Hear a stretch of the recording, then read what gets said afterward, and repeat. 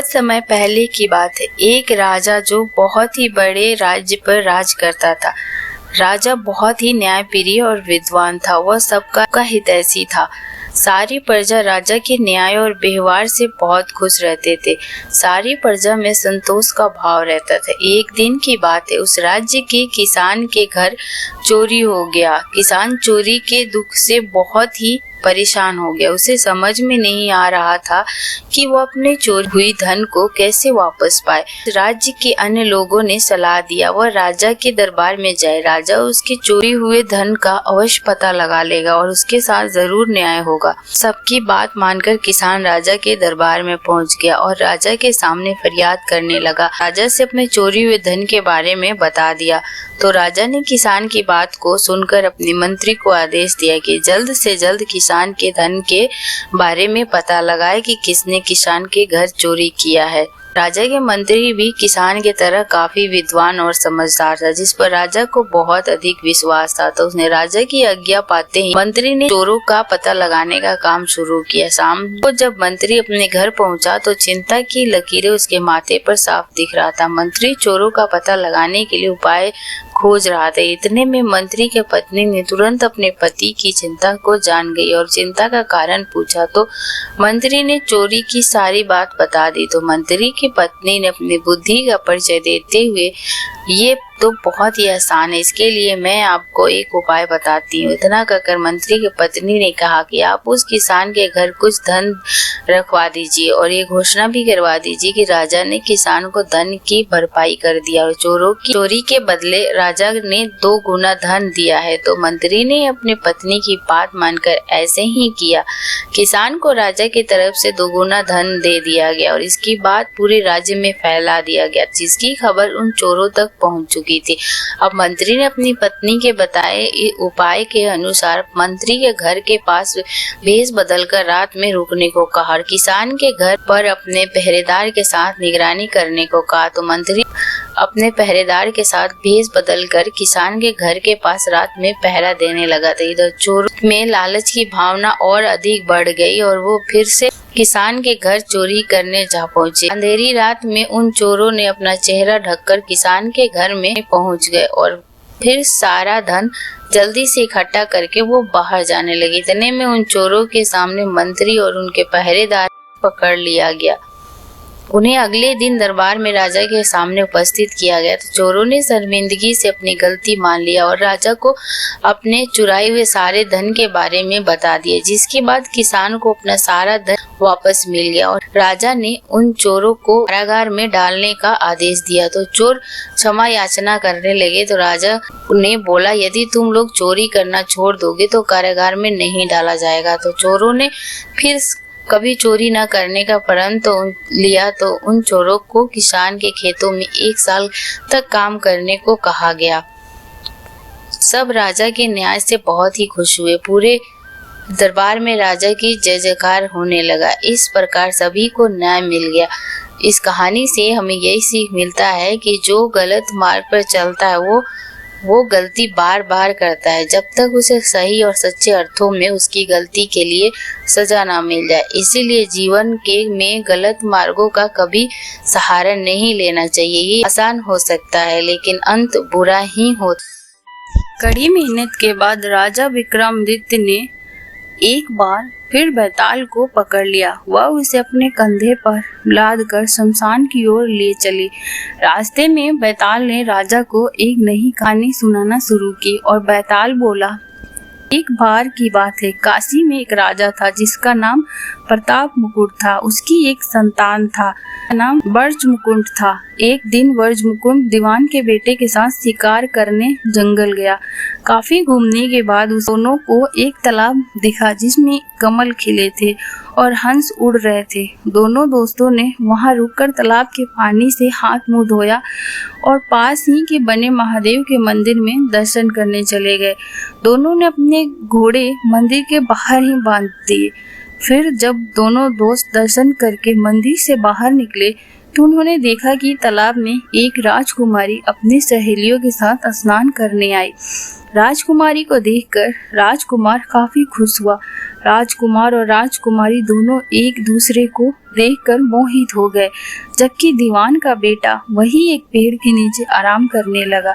राजकुमार को देखते ही राजकुमारी ने बालों में से एक कमल का फूल निकालकर कान से लगाया, दांतों से कुतरा, पैरों के नीचे दबाया और फिर अपने छाती से लगाकर अपने सहेलियों के साथ चली गई। उसके जाने के बाद राजकुमार काफी दुखी हुआ और अपने मित्र के पास लौटकर सारी बात बताई। राजकुमार बोला, मैं राजकुमारी के बिना नहीं रह सकता, लेकिन मुझे इस राजकुमारी के बारे में कुछ भी नहीं पता है। वह कहाँ रहती है, उसका नाम क्या है? दीवान के बेटे ने सारी बातें सुनी और राजकुमार को दिलासा देते हुए बोला, राजकुमार आप घबराइए मत, राजकुमारी ने सब कुछ बताया है। आश्चर्यचकित होते हुए राजकुमार ने पूछा, वो कैसे? दीवान के बेटे राजकुमार को बताना शुरू किया कि राजकुमारी ने कमल के फूल को बालों से निकालकर कानों से लगाया। यानी राजकुमारी का कहना है कि वह कर्नाटक से है। दांत से फूल को कुतरा, मतलब उसके पिता का नाम दंतावट है। फूल को पांव से दबाने का मतलब था कि राजकुमारी का नाम पद्मावती है, और फूलों को सीने से लगाने का मतलब था कि वह अब आप उनके हृदय में बस चुके हैं। यह सब सुनते ही राजकुमार बहुत ज़्यादा खुश हो गया। खुश होते हुए राजकुमार ने दीवान के बेटे से कहा कि मुझे कर्नाटक जाना है, मुझे वहाँ ले चलो। दोनों दोस्त कई दिनों तक घूमते फिरते कर्नाटक पहुँच गए। जब वो दोनों राजमहल के निकट पहुँचे तो उन्हें एक चरखा चलाती बुजुर्ग महिला दिखी।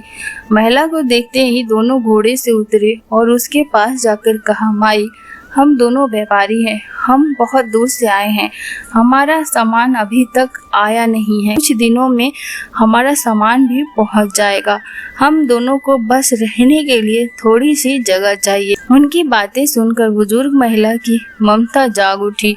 उसने कहा, बेटा इसे अपना ही घर समझो, जब तक मन करे यहाँ रह सकते हो। इसके बाद दोनों उसके घर में रहने लगे। इसी बीच दीवान के बेटे ने उस महिला से पूछा, आप क्या काम करती हैं माई? आपके यहाँ कौन कौन रहता है? आप कैसे अपना गुजर बसर करती हैं? इन सारे सवालों का जवाब धीरे धीरे उस महिला ने देना शुरू किया।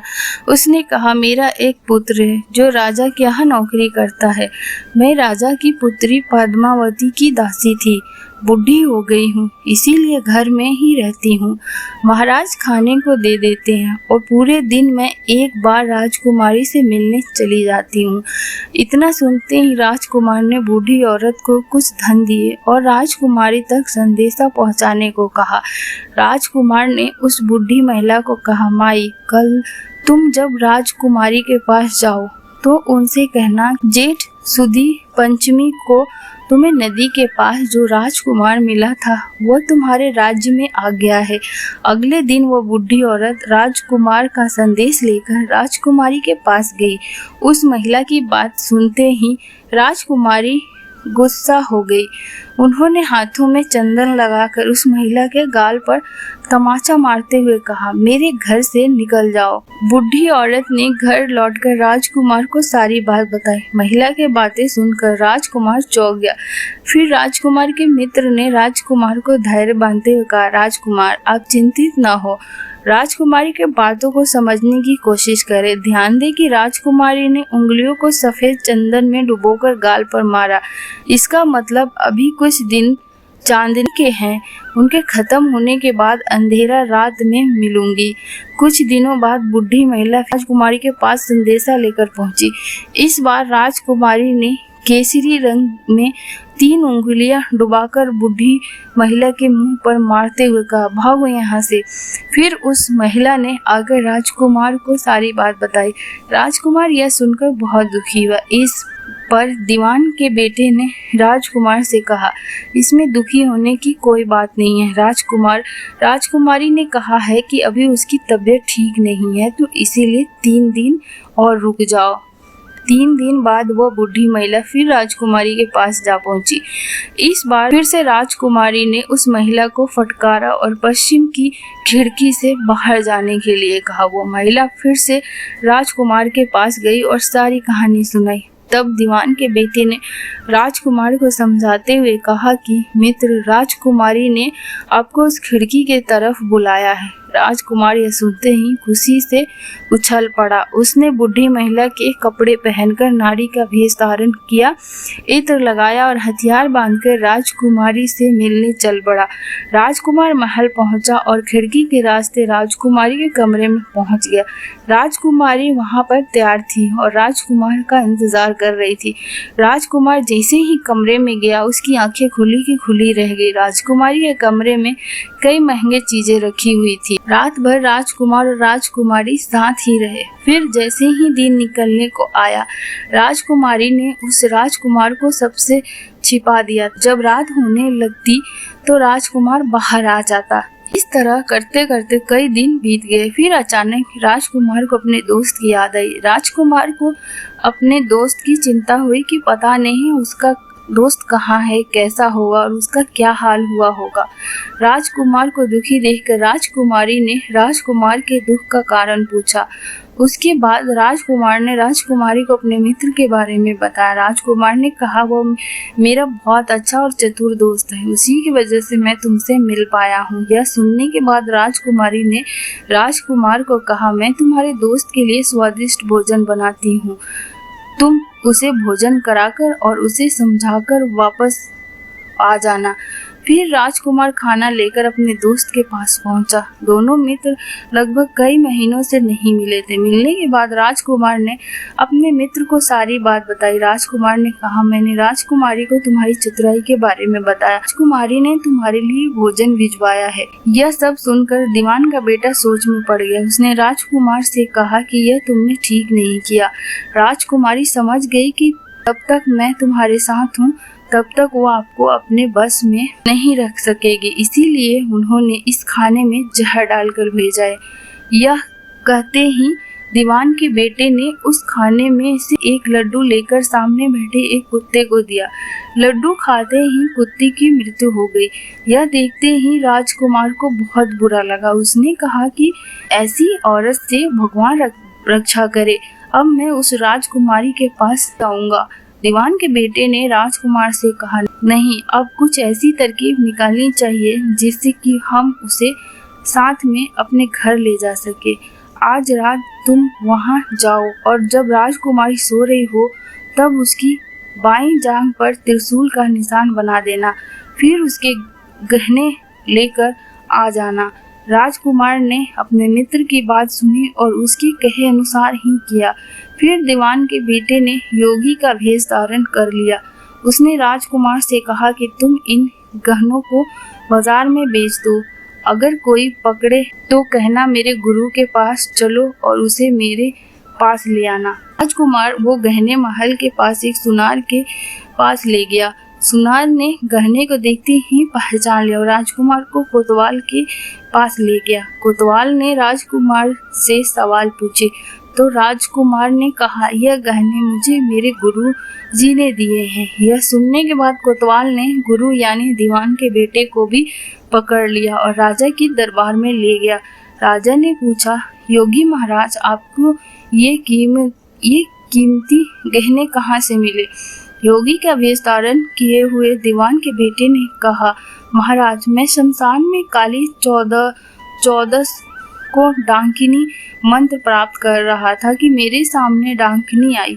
मैंने उसके जेवर उतार लिए और उसकी बाईं जांघ पर त्रिशूल का छाप बना दिया। यह सुनते ही राजा महल में गया और उसने रानी को कहा कि पद्मावती की बाईं जांघ देखे कि कहीं राजकुमारी की जांघ पर त्रिशूल का छाप तो नहीं है।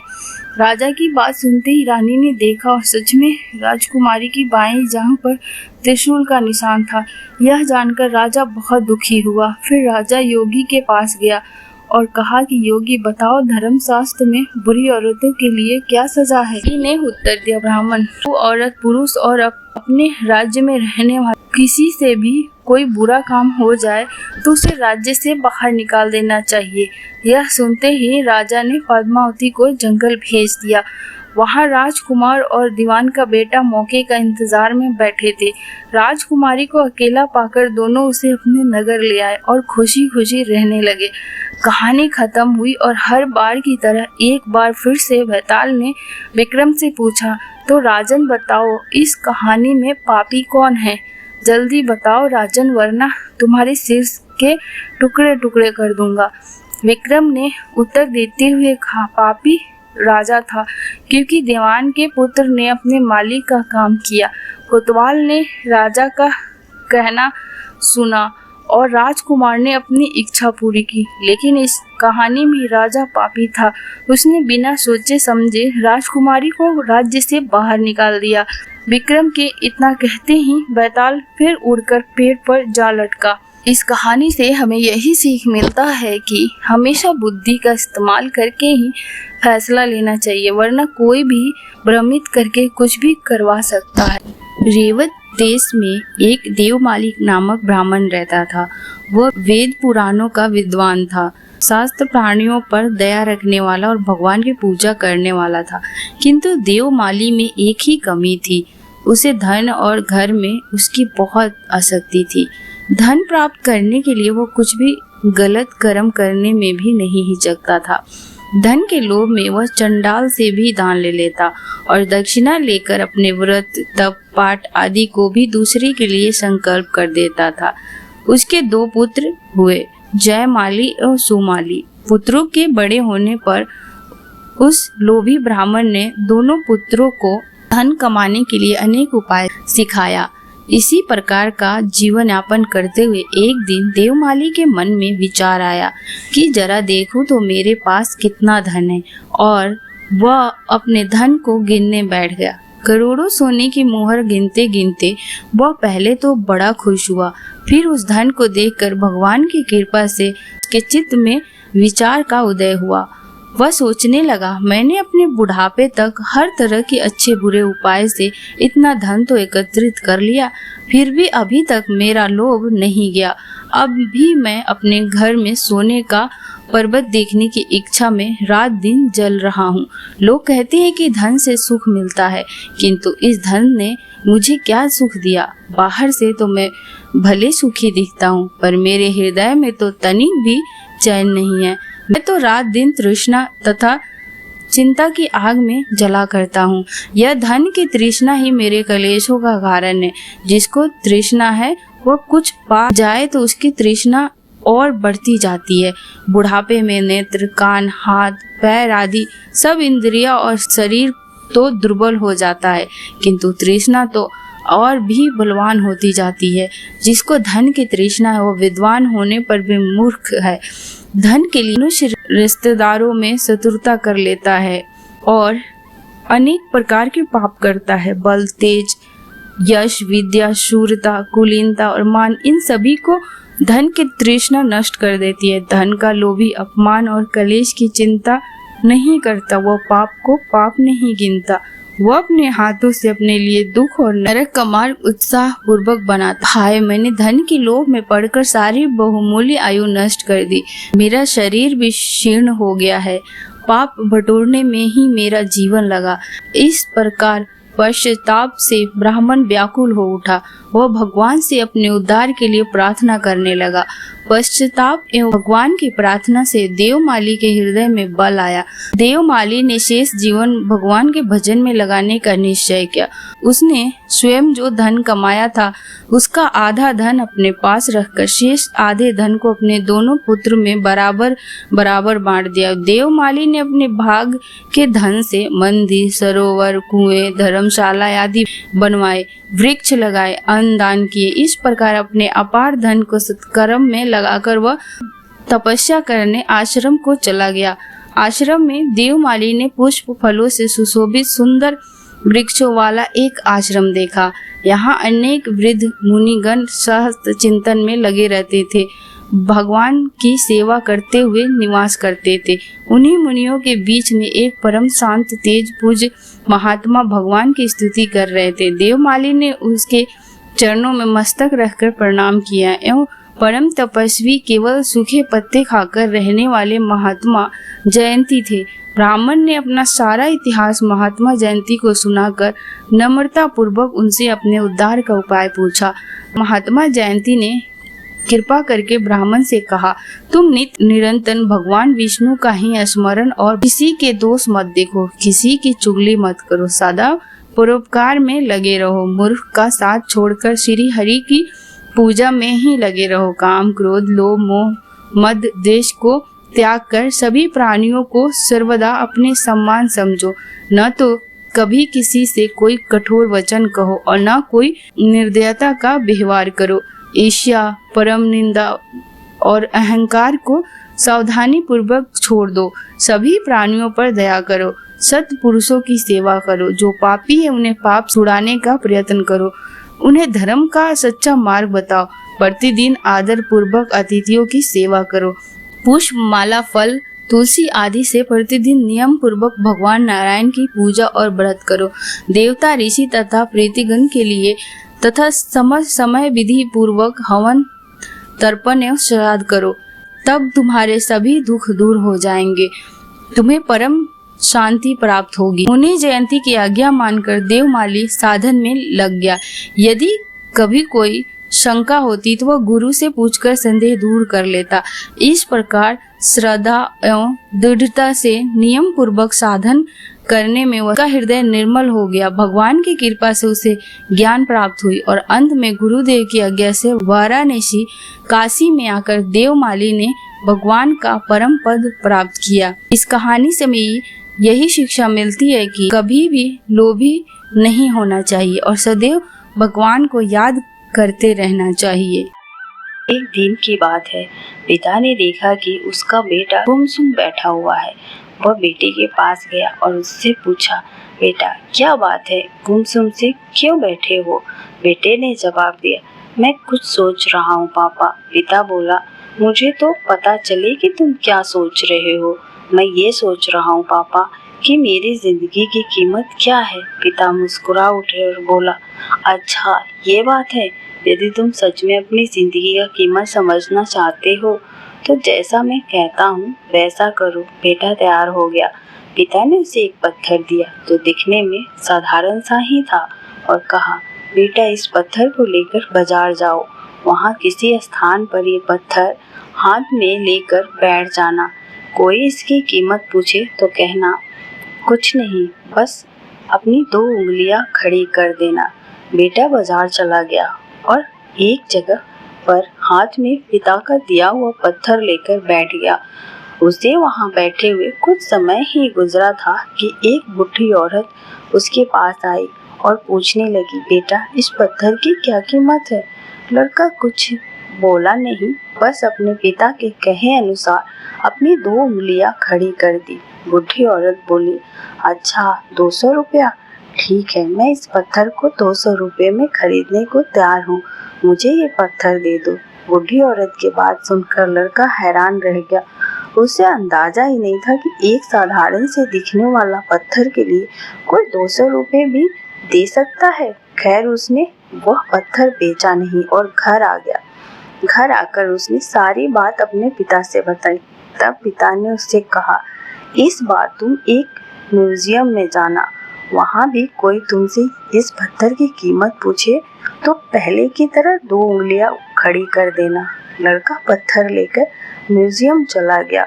वहाँ एक आदमी ने उसके हाथ में वो पत्थर देखकर पूछा, इसकी कीमत क्या है? लड़का कुछ नहीं बोला, बस अपने 2 उंगलियां खड़ी कर दी। आदमी बोले, अच्छा 2000 रुपये, ठीक है, तुमसे 2000 रुपये में खरीद लूंगा। लड़का यह सुनकर हैरान रह गया।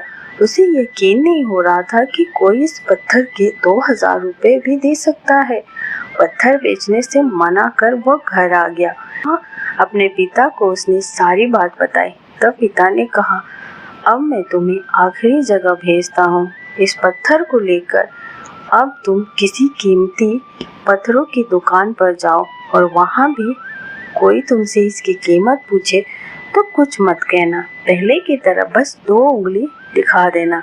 लड़का तुरंत कीमती पत्थर को दुकान में ले पहुंचा। उसके हाथ में वो पत्थर दे दुकानदार तुरंत उसके पास आया और बोला, अरे ये पत्थर तुम्हारे पास कैसे? इसे तो मैं सालों से तलाश कर रहा हूँ। यह पत्थर तुम मुझे दे दो, बताओ क्या कीमत लोगे? लड़के ने बिना कुछ कहे अपनी 2 उंगलियां दिखा दी। वह आदमी बोला, अच्छा 20,000, ठीक है, मैं तुम्हें 20,000 रुपये देकर ये पत्थर तुमसे खरीद लेता हूँ। 20,000 रुपये सुन के लड़के की आंखें आश्चर्य से फैल गई। यह कीमत तो उसकी सोच से भी बाहर थी। खैर उसने वह पत्थर नहीं बेचा और घर चला गया।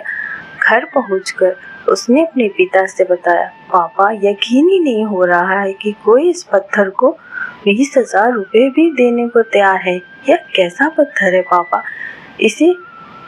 कोई इसे 200 में खरीदना चाहता है तो कोई 2,000, तो कोई 20,000 रुपये में भी लोग खरीदने को तैयार है। आखिर इसकी कीमत क्या है? पिता बेटे को समझाते हुए बोला, बेटा तुमने अपनी जिंदगी की कीमत मुझसे पूछी थी ना। इस पत्थर की जगह अपनी जिंदगी को रखो और अंदाजा लगाओ अपनी जिंदगी की कीमत का। इस पत्थर की कीमत अलग अलग स्थान पर अलग अलग थी, वैसे ही जिंदगी के साथ भी है। तुम्हारी जिंदगी की कीमत इस बात पर निर्भर करती है कि तुम खुद को कहाँ पर रखते हो। यदि तुम खुद को 200 रुपये वाली जगह पर रखोगे तो तुम्हारी जिंदगी की कीमत 200 रुपये ही होगी। यदि तुम खुद को 2,000 रुपये वाली जगह पर रखोगे तो तुम्हारी जिंदगी की कीमत 2,000 रुपये ही होगी। अब तुम्हें तय करना है कि तुम खुद को कहाँ रखते हो।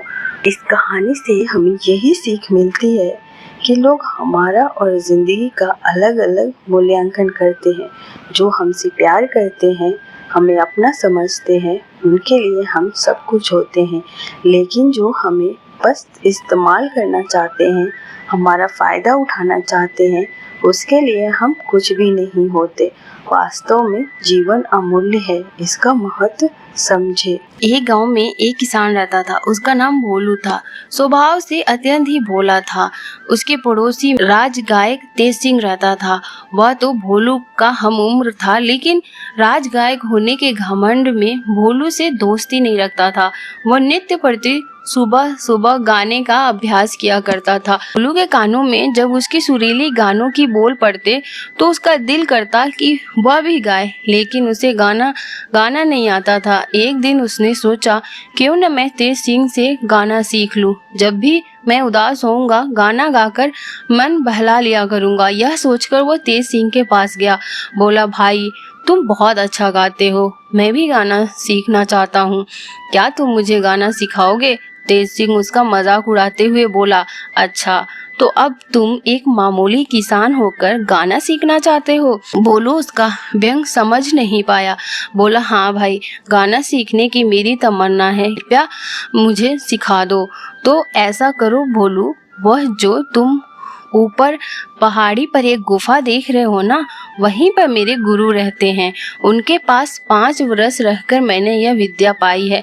तुम भी वहीं चले जाओ। भोलू उसकी बात सच मानकर उसी समय गुफा में जाने के लिए पहाड़ी के पास पहुंचा। ऊपर जाने का कोई रास्ता नहीं था। भोलू झाड़ियों के बीच से रास्ता बनाता हुआ सीधी चढ़ाई चढ़ता हुआ बड़ी मुश्किल से ऊपर पहुंचा।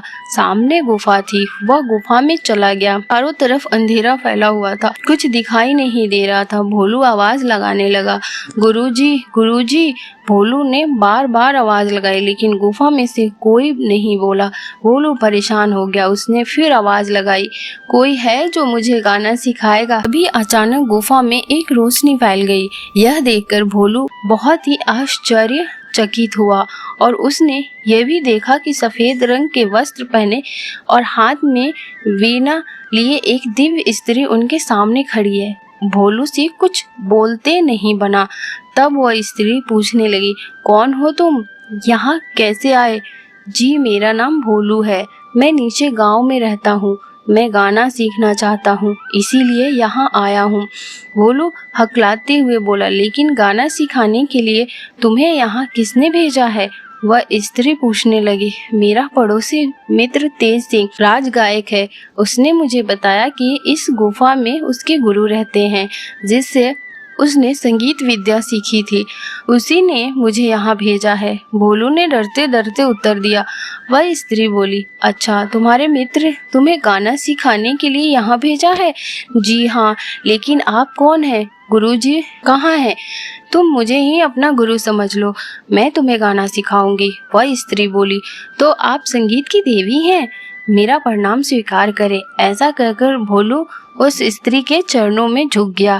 देवी ने उसे आशीर्वाद दिया। फिर भोलू को लेकर अंदर एक विशाल कक्ष में जा पहुंची। वहां बहुत से व्यक्ति बैठे हुए थे। कोई वीणा बजा रहा था तो कोई एक तारा, कोई गाने का अभ्यास कर रहा था। देवी बोली, भोलू तुम यहाँ बैठ जाओ और इन सबको गाते बजाते देखो। यह कहकर देवी दूसरे कक्ष में चली गई। भोलू अब प्रतिदिन वहां आने लगा। गुफा में पहुंचते ही देवी उपस्थित हो जाती और भोलू को संगीत कक्ष में ले जाती। इस तरह 1 महीना बीत गया। अगले दिन जब भोलू गुफा में आया तो देवी भोलू के सिर पर हाथ रखकर बोली, भोलू तुम्हारी शिक्षा पूरी हुई, अब तुम बहुत अच्छे गायक बन गए हो, अब तुम्हें यहाँ आने की कोई जरूरत नहीं। भोलू बोला, लेकिन देवी मेरे मित्र को तो 5 वर्ष गाना सीखने में लगे थे, फिर मुझे इतनी जल्दी कैसे आ जाएगा?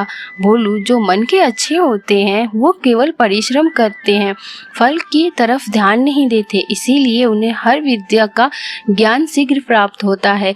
मैंने 1 माह में तुम्हें हर तरह से परख लिया है, तुम एक अच्छे गायक बन चुके हो। यह कहकर देवी अंतर ध्यान हो गई। गुफा में अंधकार छा गया। भोलू गुफा से बाहर आ गया। अपने आवाज को परखने के लिए गुनगुनाने लगा। उसे लगा कि वह अच्छा गा रहा है। उसका हौसला बढ़ा। वह खुलकर गाने लगा। गाते गाते वह अपने घर जा पहुंचा। राज गायक तेज सिंह उस समय घर पर ही था। उस भोलू के गाने की आवाज सुनाई पड़ी। सोचने लगा, इतना सुरीला स्वर गांव में भला किसका हो सकता है? वह घर के बाहर निकला। क्या देखता है कि यह तो भोलू गा रहा है। वह हैरान रह गया। भोलू की नजर भी तेज सिंह पर पड़ी। वो दौड़कर आया और तेज सिंह के पैरों पर गिर पड़ा। तेज सिंह हड़बड़ा गया, पूछने लगा, भोलू क्या हुआ? मित्र, मैं तुम्हारा बहुत आभारी हूँ। तुमने मुझे ऐसी जगह बताई कि जहाँ मैं 1 महीने में ही गाना सीख गया। भोलू विनम्र होकर बोला। तेज सिंह कुछ समझ नहीं पाया। वह तो भोलू को बुद्धू बनाकर उस बात को भूल चुका था। हैरानी से पूछने लगा, तो मैंने तुम्हें कौन सी जगह बताई थी? अरे भूल गए तुम? सामने वाली पहाड़ी में गुफा की बात तुम्ही ने तो बताई थी। भोलू उसे याद दिलाते हुए बोला। तेज सिंह को अब सारी बात याद आ गई। बात बताते हुए बोला, अच्छा, तो तुमने गाना सीख ही लिया हमारे गुरुजी से? भोलू बोला, मित्र वहाँ गुरुजी तो नहीं थे, लेकिन एक देवी थी, उन्होंने मुझे गाना सिखाया था। तेज सिंह मन ही मन जल भून गया। उसने तो वहाँ की गुफा की बात की थी, लेकिन यह तो वहीं से गाना सीख कर आ गया, वह भी इतना अच्छा। वह कुछ बोल नहीं सका और अपने घर के अंदर चला गया। अब भोलू प्रतिदिन सुबह अभ्यास करने लगा। तेज सिंह को उसकी मधुर आवाज के आगे अपनी आवाज फीकी लगने लगी। उसे लगा कि यदि भोलू कहीं राजा के पास पहुंच गया तो राजा उसे ही राज गायक बना लेंगे।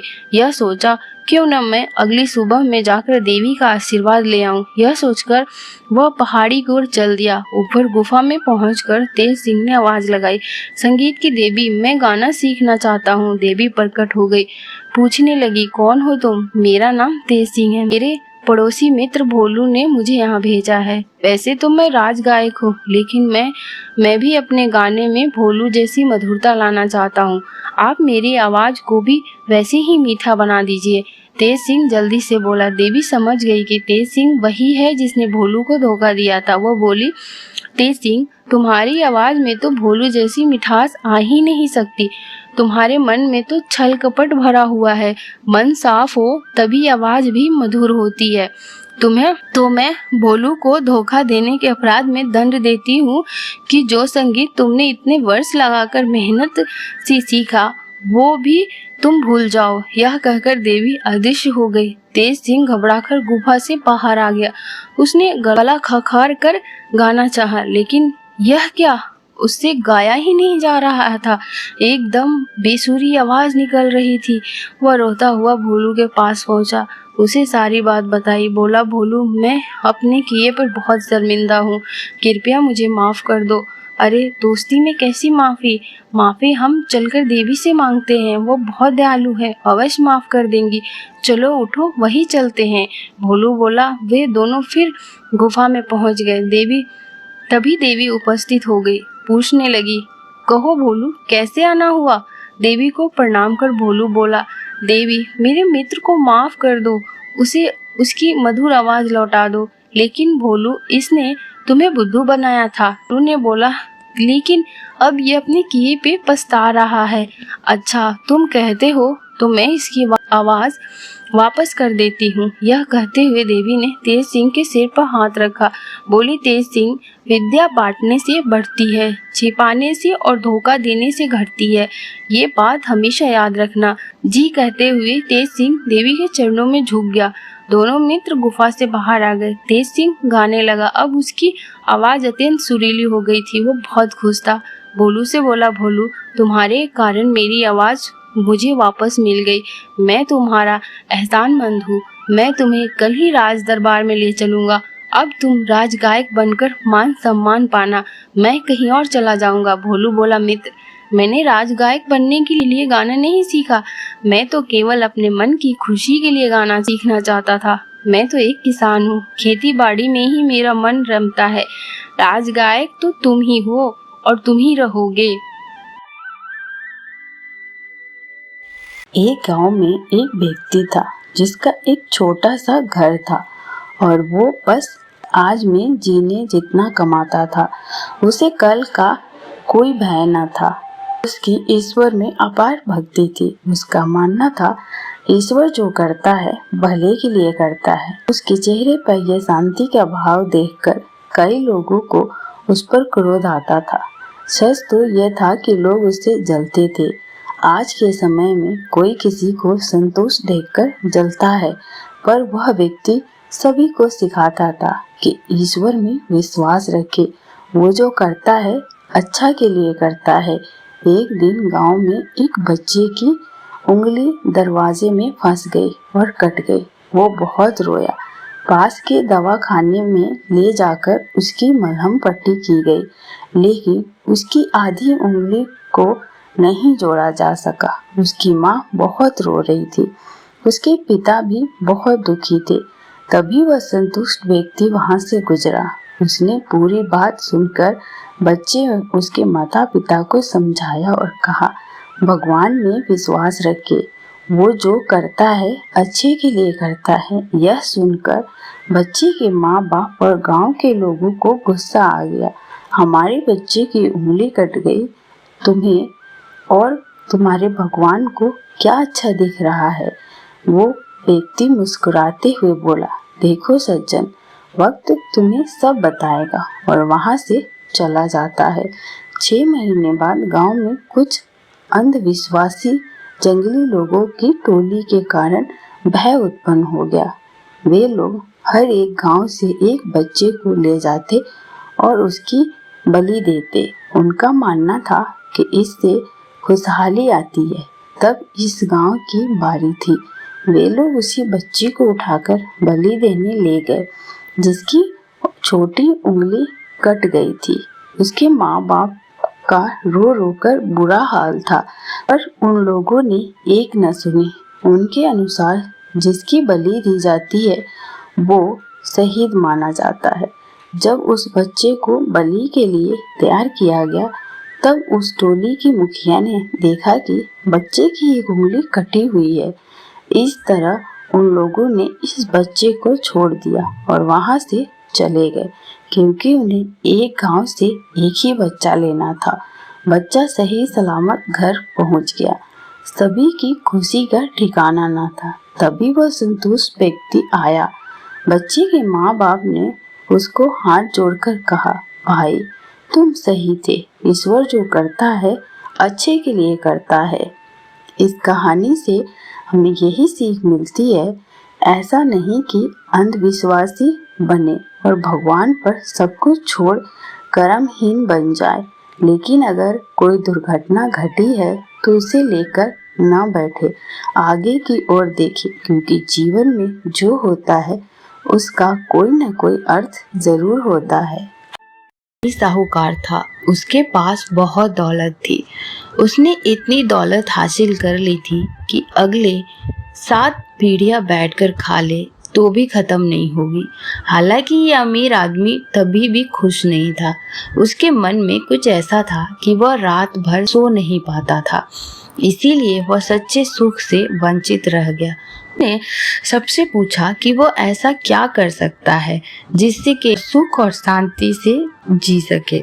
किसी ने उसे कहा कि संतों की शरण में जाओ तो संत आपको इससे बचाएंगे। धनी संतों की तलाश में गया। रास्ते में एक साधु महाराज एक पेड़ के नीचे बैठे थे। धनी व्यक्ति ने अभिवादन किया और कहा, गुरुजी, मेरे पास किसी वस्तु की कमी नहीं है। अगले 7 पीढ़ियां बैठकर बिना काम किए आराम से खा पाएगी, फिर भी मैं खुश नहीं हूँ, क्योंकि एक व्याकुलता मुझे सोने नहीं देती। साधु महाराज ने कहा कि आपत्ति क्या है? अमीर आदमी ने कहा, यदि महाराज ऐसा कहते हैं तो मुझे कोई आपत्ति नहीं है, लेकिन एक परेशानी है, और परेशानी ये है कि मेरी 8वीं पीढ़ी का क्या होगा, क्योंकि यह धन 7वीं पीढ़ी के लिए पर्याप्त है जो मैंने अर्जित किया है। सिर्फ चिंता 8वीं पीढ़ी की है। साधु महाराज मुस्कुराए और बोले, चिंता मत करो, मैं तुम्हें इस परेशानी से बचा लूंगा। साधु ने उसे 1 किलो चावल की पोटली दी और कहा कि बुढ़िया एक कुटिया में रहती है, उसको चावल देकर आ जाओ, मैं तुम्हें तुम्हारे भरम से मुक्त कराता हूँ। अमीर आदमी चावल लेके बुढ़िया की कुटिया में गया। उस कुटिया में दरवाजा तक नहीं था। वह बुढ़िया भगवान के भजन में लीन थी। अमीर आदमी के पैरों के आहर से बुढ़ी माँ की ध्यान टूट गई। उसने ऊपर देखा और कहा कि बेटा, आप यहाँ क्यों आए हो? उसने कहा, माता जी, आपको चावल देने आया हूँ, यह चावल लो, फिर मैं जाऊंगा। बुढ़ी माँ ने कहा कि मैंने आपको चावल लाने के लिए कहा था क्या आपके सामने हाथ फैलाया था? नहीं ना, फिर चावल क्यों लाए? यह पोटली उठाओ और जाओ। फिर अमीर आदमी ने कहा, मुझे उस पेड़ के नीचे बैठे साधु ने भेजा है, इसीलिए मैं आया हूँ। उसने कहा कि जाकर साधु से कह देना कि मेरी कुटिया में 2 दिन के लिए पर्याप्त चावल है। अमीर आदमी ने अपने सामान्य ज्ञान का इस्तेमाल किया। उसने कहा कि माँ जी, आपको तीसरे दिन के लिए चावल काम आएगा। उसने कहा कि आप और वह साधु मेरे तीसरे दिन की चिंता मत करो। बुढ़ी माँ बोली, उस साधु से कहना कि मेरे तीसरे दिन के चावल का संबंध उसी से है जिससे पर मैं इस एकांत स्थान में अपना सारा बोझ लेकर जप करने बैठी हूँ। यह सुनकर अमीर आदमी पोटली लेकर वापस आ गया। साधु के सामने पोटली रखकर चला गया। साधु ने उसे पुकारा, अरे वो सज्जन, तुम समस्या लेकर आए हो ना? मैं तुम्हें इससे बाहर निकालने जा रहा हूँ। अमीर आदमी ने सिर झुकाकर कहा, महाराज, मुझे जवाब मिल गया। वह बुढ़िया माँ के पास तीसरे दिन के चावल नहीं है, तभी भी वो खुश है, और मेरे पास सब कुछ है, तभी भी मैं दुखी हूँ। जिसके पास कुछ भी नहीं है, वो अगर अपने भविष्य का विचार नहीं करती और भरोसा करती है कि भगवान कुछ बुरा नहीं होने देंगे, तो फिर मैं, जिसे भगवान ने इतना कुछ दिया है, मुझे इस फालतू की चिंता में नहीं पड़ना चाहिए। यह मुझे समझ आ गया है। छोटी सी यह ज्ञानवर्धक कहानी हमें समझाती है कि हमारे पास जो है उसका आनंद लेना चाहिए, उसमें खुशी ढूंढना चाहिए। जो नहीं है उसके बारे में फालतू की टेंशन लेकर हमें अपना सुख चैन नहीं खोना चाहिए। एक गांव में मोहन नाम का पहलवान रहता था, जिसके पास 5 भैंस थी। दिन भर भैंसों की देखभाल करना और उसका दूध पीना ही मोहन की दिनचर्या थी। भैंसों का दूध पीते रहने के कारण वो काफी बलवान हो गया था। मोहन अपने बचाव और सहारे के लिए एक लोहे की छड़ हमेशा साथ रखता था। इस कारण कोई भी मोहन को एक बार देख लेता तो उसकी हष्ट-पुष्ट काया और शक्तिशाली शरीर को देखकर डर जाया करता था। मोहन का पूरी दुनिया में कोई नहीं था, तो उम्र बढ़ने के साथ उसे अपनी शादी की चिंता सताने लगी। इसीलिए वो अक्सर लोगों से पूछा करता था कि उसकी शादी कहाँ और किससे होगी। लोग उसे देखकर डर जाते और सवाल का जवाब न दे पाते।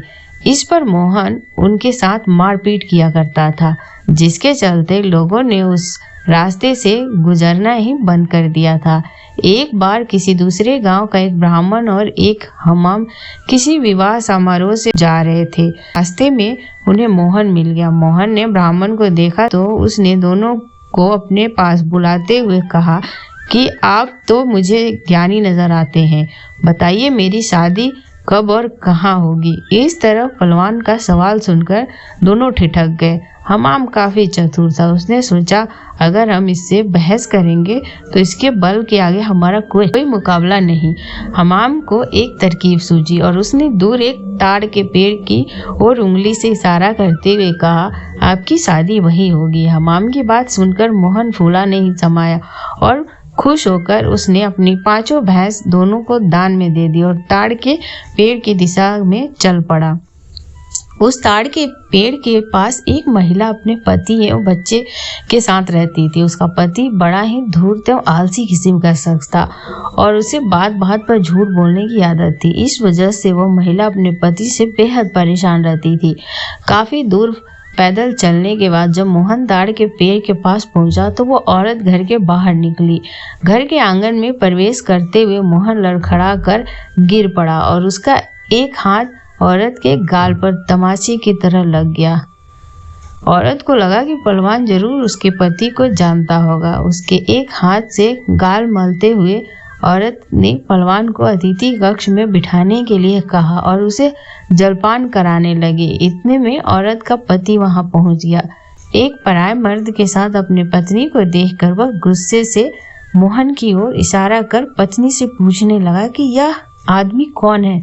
औरत ने डरते हुए कहा, उसे लगा वो परिचित है, इसीलिए उसने उसे भीतर आने दिया। अपनी पत्नी की बात सुनकर वह आदमी और भी क्रोधित हो गया और लड़ने के लिए मोहन की ओर झपका।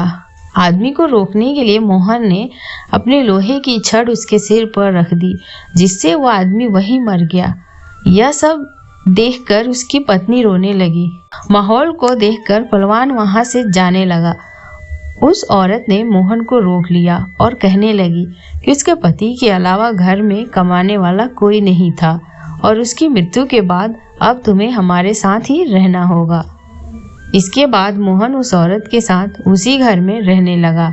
मोहन को भैंसों का दूध पीने के अलावा कोई काम नहीं आता था। ऐसे में कुछ दिन बाद जब घर का राशन खत्म होने लगा तो महिला ने उससे कहा वह बाहर जाकर कुछ कमा कर ले आए या फिर राजा के पास जाकर खेती के लिए जमीन मान ले ताकि वो खेती कर अपना भरण पोषण कर सके। महिला की बात सुनकर पहलवान अपने लोहे की छड़ उठाए राजमहल की ओर चल पड़ा। राजमहल के पास पहुंचने पर सभी द्वारपाल और सैनिक मोहन की काया देखकर डर के से कांपने लगे और तुरंत राजा तक सूचना पहुंचाई कि कोई पहलवान हाथ में लोहे की छड़ लिए महल बढ़ता चला आ रहा है।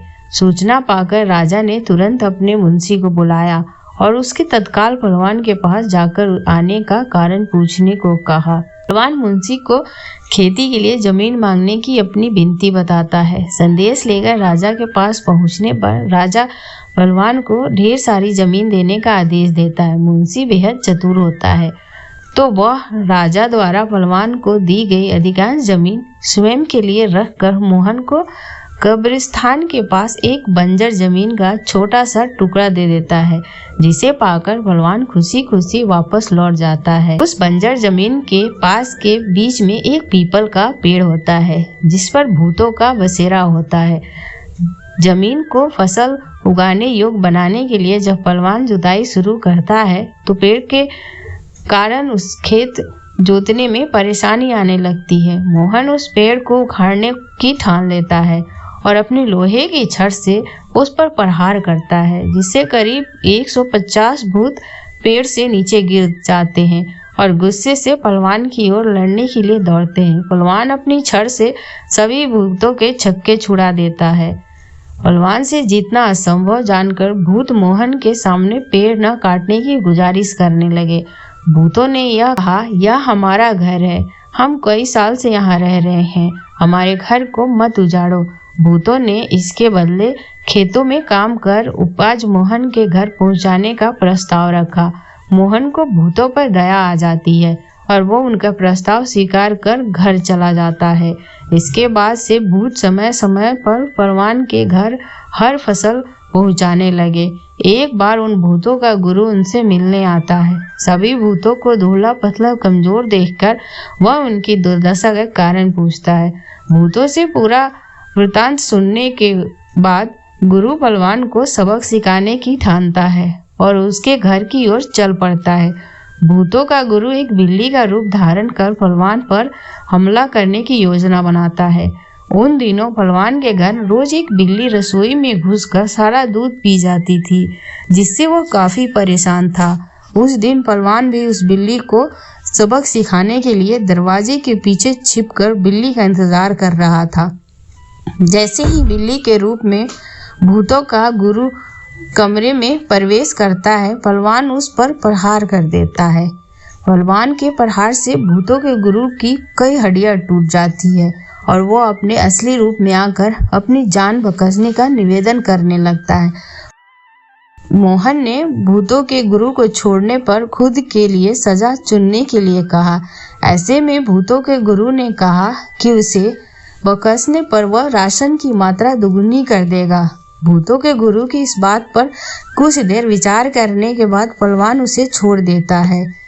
पहलवान के घर से निकलकर भूतों का गुरु सीधे अपने शिष्य के पास जाता है। शिष्यों के पूछने पर वह उन्हें पूरा बात बताते हैं और कहता है कि अब से पहलवान के घर भेजने वाले राशन की मात्रा दुगुनी करनी होगी। कहानी से यही शिक्षा मिलता है, अगर आपका भाग्य बलवान हो तो अवसर में बदल जाती है।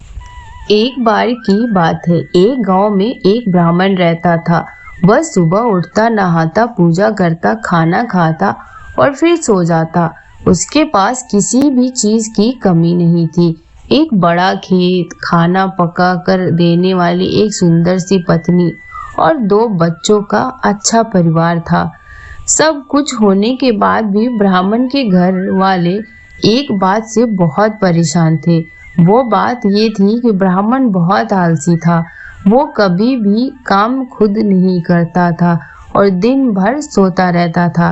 एक दिन बच्चों का शोर सुनकर ब्राह्मण जाग गया। उसने देखा कि उसके दरवाजे पर एक साधु महाराज आए हैं। ब्राह्मण और उसकी पत्नी ने साधु महाराज का स्वागत किया और उन्हें भोजन कराया। भोजन के बाद ब्राह्मण ने साधु की खूब सेवा की। साधु महाराज उसकी सेवा से बहुत खुश हुए और उन्होंने वरदान मांगने को कहा।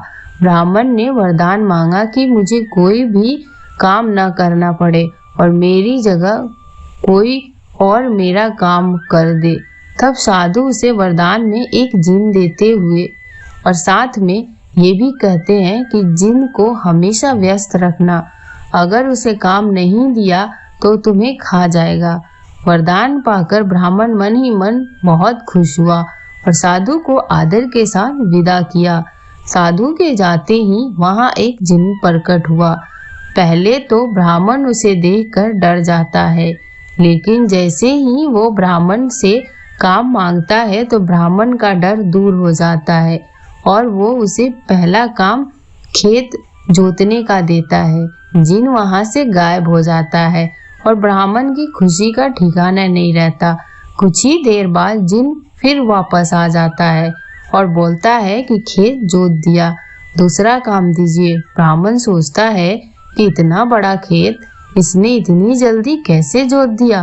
ब्राह्मण इतना सोच ही रहा था कि जिन बोलता है कि जल्दी मुझे काम बताओ, नहीं तो मैं आपको खा जाऊंगा। ब्राह्मण डर जाता है और बोलता है कि जाकर खेतों में सिंचाई करो। जिन फिर वहां से गायब हो जाता है और थोड़ी ही देर में फिर आ जाता है। जिन आकर बोलता है खेतों की सिंचाई हो गई, अब अगला काम बताइए। ब्राह्मण एक एक कर सभी काम बताता जाता है और जिन उसे चुटकियों में पूरा कर देता है। ब्राह्मण की यह पत्नी ये सब देख रही थी और अपने पति के आलसीपन पर चिंता करने लगी। शाम होने के पहले ही जिन सभी काम कर देता था। सब काम करने के बाद जिन ब्राह्मण के पास आ जाता और बोलता कि अगला काम बताइए, नहीं तो मैं आपको खा जाऊंगा। अब ब्राह्मण के पास कोई भी काम नहीं बचा जो उसे करने के लिए कह सके।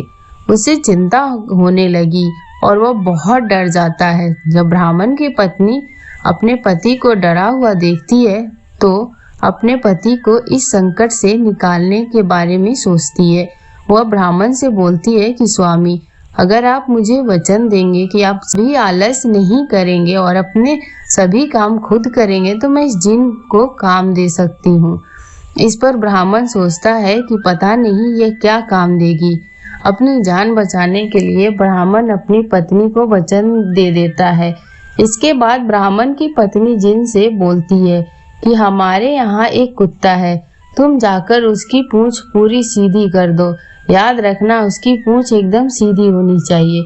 जिन बोलता है कि अभी यह काम कर देता हूँ। यह बोलकर वो वहाँ से चला जाता है। लाख कोशिश के बाद भी वो कुत्ते की पूंछ सीधी नहीं कर पाता और हार मान लेता है। हार कर जिन ब्राह्मण के यहाँ से चला जाता है। उस दिन के बाद से ब्राह्मण अपने आलस को छोड़कर सभी काम करने लगता है और उसका परिवार खुशी खुशी रहने लगते हैं। इस कहानी से हमें यही सीख मिलती है कि हमें कभी आलस नहीं करना चाहिए। आलस करने से हम मुसीबत में फंस सकते हैं। इसीलिए हमें आलस छोड़कर अपना काम खुद ही करना चाहिए। राजा कृष्णदेव राय को आश्चर्यजनक वस्तुएं इकट्ठा करने का बहुत शौक था। राजा को खुश रखने के लिए दरबारी भी अक्सर इसी काम में जुटे रहते थे। वे राजा के कृपा पात्र जो बने रहना चाहते थे। एक दिन एक दरबारी ने राजा को ठगने की एक योजना बनाई। उसने एक मोर को लाल रंग से रंगवाया और उसे लेकर राजा के पास दरबार में जा पहुंचा। वह राजा से बोला, महाराज, मैं आपके लिए मध्य प्रदेश के घने जंगल से यह अनूठा मोर लेकर आया हूँ। राजा कृष्णदेव राय बड़े आश्चर्य से उस मोर को देख रहे थे। वे दरबारी की प्रशंसा करते हुए बोले, ऐसा लाल मोर तो शायद पृथ्वी पर दूसरा कोई नहीं होगा। तुमने निश्चय ही मेरे लिए इस मोर को प्राप्त करने में बहुत मेहनत की होगी। मैं इसे अपने शाही बगीचे में रखूंगा। अब तुम यह बताओ कि इस मोर को ढूंढे निकालने में तुम्हारा कितना धन खर्च हुआ। वह चालाक दरबारी राजा से बोला, महाराज, मैंने अपने आदमियों को पूरी दुनिया में इस अनूठे पंछी को खोजने भेजा। उन्होंने इसकी खोज में कई साल लगा दिए, तब जाकर यह पक्षी मिला। इसमें मेरी लगभग 25,000 मुद्राएं खर्च हुई है। राजा कृष्णदेव राय ने गजाची को तुरंत हुक्म दिया, इन्हें तत्काल शाही कोषागार से 25,000 मुद्राएं दे दी जाए। फिर राजा दरबारी की पीठ ठोकते हुए बोले, यह तो वह धन है जो तुमने इस मोर को ढूंढ निकालने में खर्च किया। इसके अलावा मैं तुम्हें पुरस्कार भी दूंगा। वह दरबारी तेलानीरामन की ओर देखता हुआ मुस्कुराने लगा। तेलानीरामन तो सारी असलियत समझ गया था, लेकिन उस समय बोलने के लिए उपयुक्त अवसर न समझकर वह चुप रहा। वह जानता था कि लाल मोर दुनिया में कहीं नहीं पाया जाता। वह समझ गया था कि दरबारी ने राजा को ठग लिया है। अगले दिन तेलानीरामन ने उस कलाकार को खोज निकाला जिसने उस मोर को रंगा था।